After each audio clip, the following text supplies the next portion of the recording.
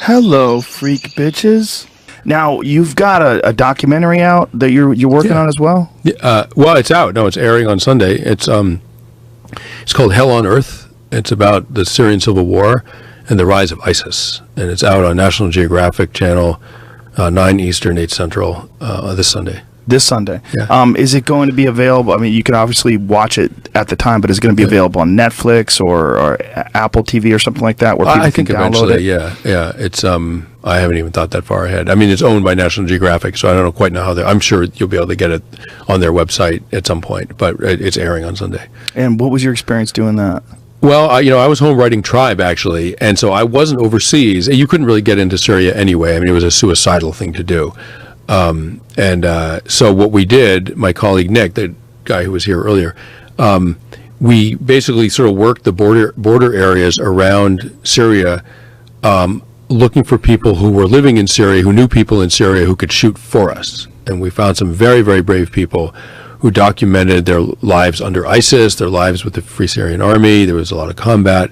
And we accumulated about 1,000 hours of footage and interviews we did with experts. And we put together Hell on Earth, trying to explain how really quite peaceful democratic protests turned into violent demonstrations and finally into a civil war. And of course, it was the repressive government. I mean, people protest in the street and they're met with machine gun fire, and eventually civilians are going to get some machine guns themselves and fight back, and that's how you get a civil war.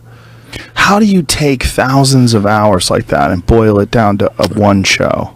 Well, it's very, very hard. I mean, that's what filmmaking is, and it's figuring out what's the 1% that goes into the film and how do I structure it.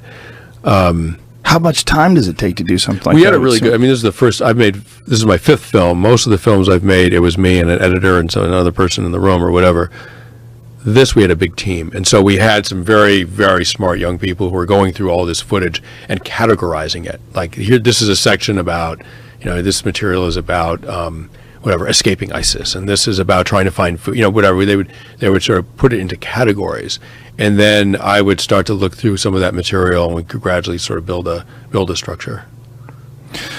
The situation in Syria seems to be, from someone who just hasn't studied it that much, but just looks at it from the outside, one of the bleaker, darker situations that we have here in the world. I mean, it's the tragedy of this generation, I think.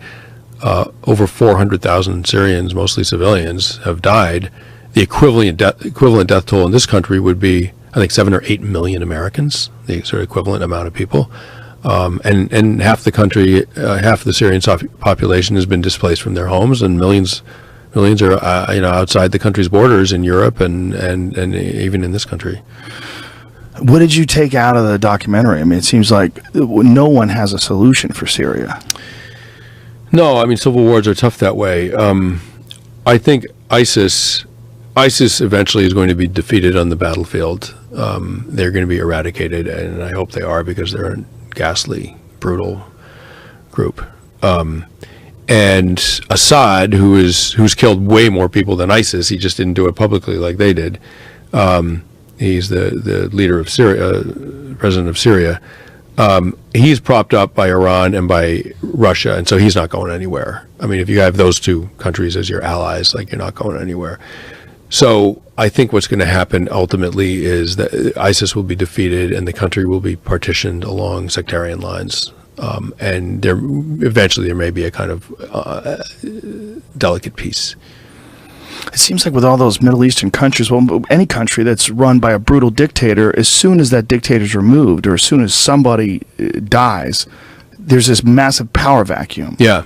Yeah, I mean, that would be the argument for not trying to remove him. I mean, he's a complete criminal and sadist, and he's horrible. But, what was the argument for keeping Saddam Hussein in power? What was the argument for keeping Gaddafi in power?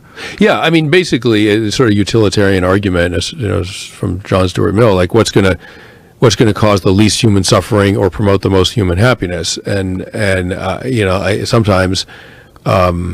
I can understand the reasoning behind, look, the guy's a dictator, but we should leave him in place, because the alternative is a lot of other innocent people suffering. when we remove him and the country collapses. This country has already collapsed. So the question is, okay, we make a tentative peace deal with him. We'll leave you in power. We won't try to topple you. But let's stop fighting. I mean, I could support that. Yeah, personally. Wow, isn't that crazy? The idea of keeping that guy in power just so less people suffer. You keep a brutal, murderous dictator in power. Yeah, and we're better off that way. Yeah, well, I mean, the war killed almost 500,000 people. So if you want that to continue, those are the awful moral choices.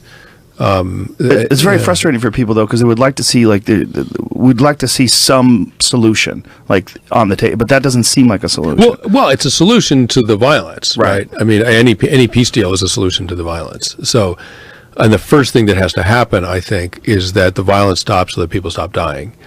The pursuit of justice is important, but it's a secondary matter after that.